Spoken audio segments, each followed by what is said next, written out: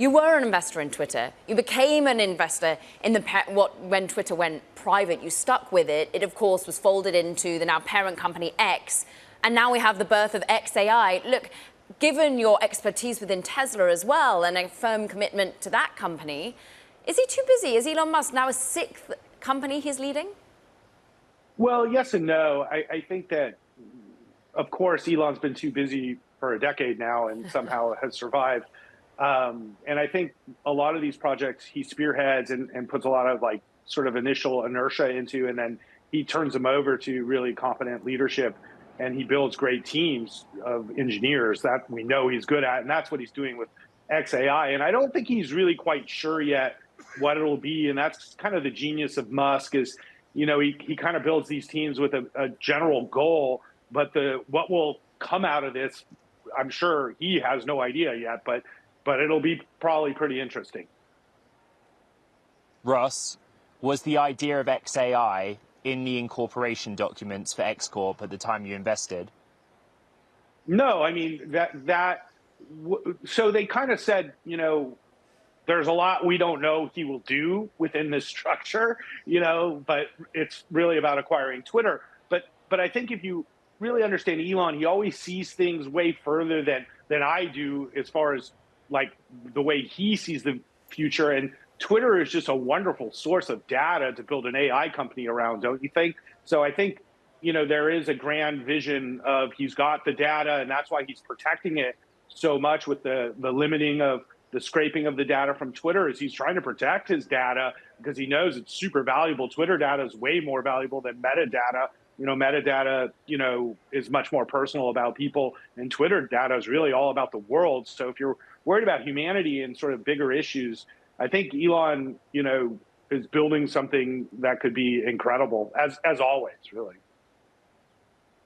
When the xAI Twitter handle tweeted, you know, questions to its following, I replied saying, how many H100s do you have, in reference to NVIDIA's most powerful GPU related to building of LLMs and the inference side. Lots of people replied and said, what are you talking about?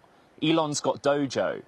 So what's your interpretation of the read-through between xAI and the work that Tesla's done historically in machine learning neural networks? Right. So, you know, I'm not really an engineer. I'm not an engineer. In fact, I feared those classes in school. So my understanding of it is if you're going to build AI quickly, you need NVIDIA chips because they're scaling chips that are crucial to this. And Tesla has their own AI chips, and they're building autonomy around them, and they design their own chips. And then they have Dojo, which is really like a training mechanism, which would really speed up the process of learning through this AI mechanism. But I don't see any way around them buying lots of NVIDIA chips. NVIDIA is really the hugest winner in the AI revolution, being, you know, the brains behind AI and the hardware brains.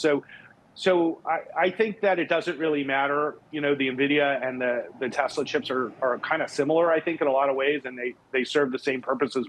But Tesla designs its own chips and designs its own training, and that is something that people should pay very close attention to, because this is really Elon's expertise, actually. He's not going into something like out of his range, like Twitter, you know. So I'm very bullish on this, you know. And of course, I think he's the right person. There is a different leader for Twitter now. Lydia Yaccarino is the CEO. But I'm interested more broadly on the return on investment that we're likely to be getting from this. And ultimately, this is a lot of the time when he bought Twitter, it was about more than just of course, the profitability and the rewards there. It was about building something he thought would ultimately be better for humanity. So is SpaceX to a large extent. Now we see it with xAI. How much do you pay attention to some of the concerns he ultimately has around AI's risks? Of course, he's got the Center for AI Safety on board as an overseer of this new venture. I think his concerns are very legitimate, and I'm really happy he's bringing them up very early in the process of this technology, because if somebody would have done this during the development of social media, it might have prevented the mass amount of harm that Facebook and Instagram and other social medias has caused to our youth, for example. And so the fact that he's stepping on early and saying we do need to look at the guardrails around this, because the opportunity for abuse, misinformation, and then ultimately bad, outcomes from AI are a possibility. And so I think his focus on this early on is actually a great thing. And I think he's in a position where he can build a company with very long-term focus because it's a privately held company with investors like myself who really don't care about the short term at all. So he's really in the right position to execute his plan. But Ross, I remember when you joined us, I believe, to really vent some frustration about leadership at Tesla, distraction, concern. You were so concerned about it that you were wanting to help take a board seat to help drive this company forward. What changes now with the birth of yet another company? You say he's been, too busy for about a decade, but what gets sacrificed here as an investor in his other companies? Well, two things. One, he did find a CEO for Twitter, and all the things I was pushing for have happened now, from advertising to succession planning and changes to the board.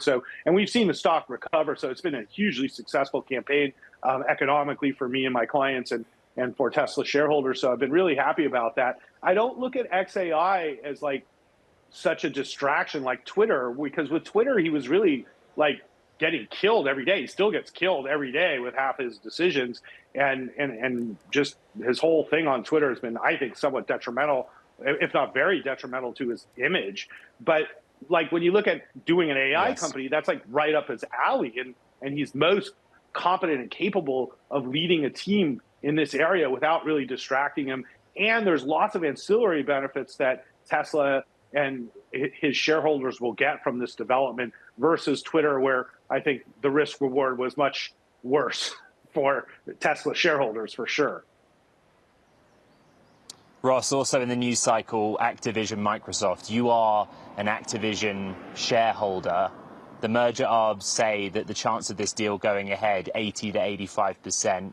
The FTC filed its appeal last night. What do you see as the chances of this deal going through? Well, just with full disclosure, we sold most of our Activision in the last 2 days after the FTC decision at around $90 a share or above.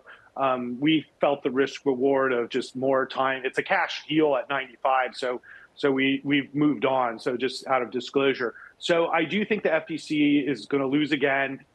Linda Khan and FTC have way overstepped their bounds, taking very weak cases to court to hurt competition in gaming. They've hurt competition. They weren't helping at all.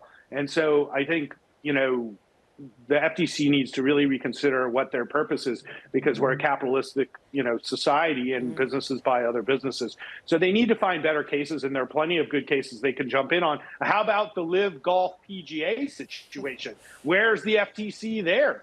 They should be blocking that 100%. So, they need to focus on something a little bit more meaningful.